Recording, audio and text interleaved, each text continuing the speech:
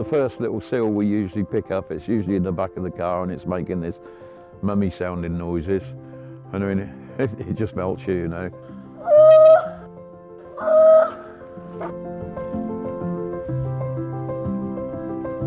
Meet Terry. With the help of his wife and his volunteers, Terry works along the Pembrokeshire coastline, providing a very special service to its marine wildlife. We're Welsh Marine Life Rescue, and basically what we do, we rescue seals predominantly, and we get involved with cetaceans, whales, dolphins, porpoise. The Pembrokeshire coast is home to the Atlantic grey seal, who spend much of their time feeding on fish just off the shores. But when breeding season kicks in between July and December, the Pembrokeshire coastlines, coves, caves and beaches become scattered with white balls of fluff, baby seals, technically known as seal pups. But nature can be cruel and unpredictable, creating high winds and strong tides that can sweep the young from the safety of their coves and caves, separating them from their mothers, leaving them in critical danger. This is where Terry comes in. When the pupping season is about, we get calls from members of the public about a seal that they're concerned about, and we go out and check them out, and if they need to be rescued, we pick them up and bring them back here. We're like almost a triage centre, I suppose. They stay with us for a few days, and we make sure that we deal with any injuries or illnesses that they've got and get them on the road so that they can be transferred then to a wildlife facility down, usually Somerset. That is what I call a thumb guard. Now, there are some seals which, when we're force feeding, you need to get that in their mouth to bite on so you can get the mouth open to put the fish down. Now, this one you don't need to do that, but I've probably fed over 200,000 times seals, and if you forget, you need to have that on. You don't want to put your thumb in a seal's mouth when you haven't got that on, because it hurts. Seal pups have 3 weeks to feed from their mothers.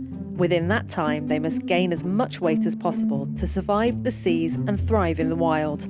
However, when a seal is exposed and humans become curious about them, feeding can be disrupted, or the mother may abandon the pup, leaving it at risk of starvation. If you find a seal pup exposed on an open beach, here's some advice on how you can help.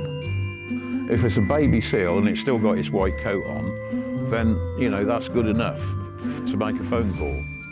Give us some distance, try and keep other people away from it and their dogs.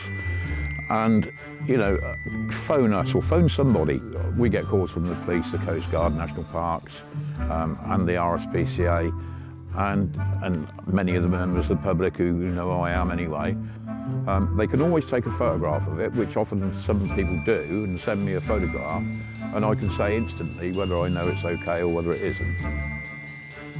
If it's a great big fat pup, and I'm talking fat, about that width, you know, then the chances are that it's probably on its own. But by all means phone us anyway, because it might have some sort of injuries which we need to take care of. And there are circumstances where we feel that it's okay and it doesn't need our assistance. So what we do then, we put a spray marker on it, usually red and blue, to say that it's okay. But if it's there and it's on a public beach, give us a call.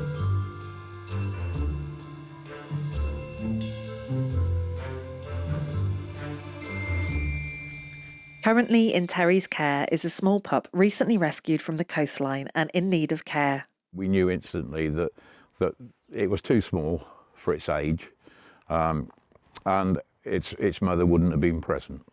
So it's a no-brainer as far as we're concerned.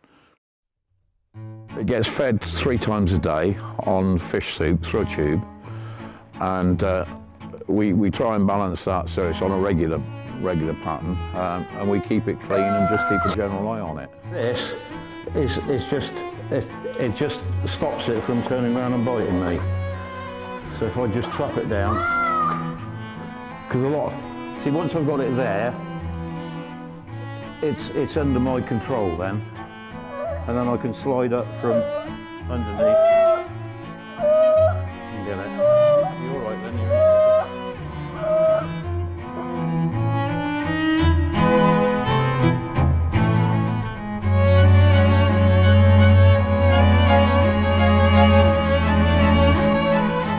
to this point, then it starts kicking off.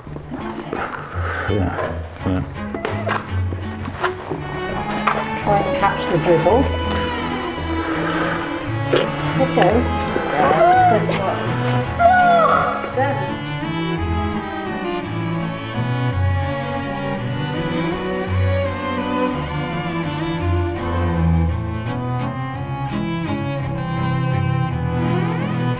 We always phone the RSPCA, and then they arrange for a suitable time to pick them up and then take them off to their facilities. The RSPCA West Hatch in Cornwall receives the majority of Terry's rescued pups. They will feed and care for the pups, and when they are ready, release them back into the wild. You've done your job. You know, you've done what you set out to do. You rescue it. It would die otherwise. And when it's big and fat and ready to go, I mean, it goes back into the wild.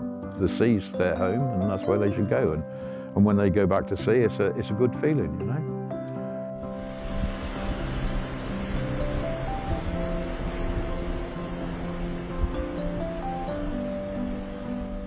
I mean, I love my seals. I think they're brilliant. I mean, they are so intelligent. They're different to any other animal, you know? And I'll carry on doing it as long as I'm able. If you'd like to see more conservation in action stories, please click like and subscribe.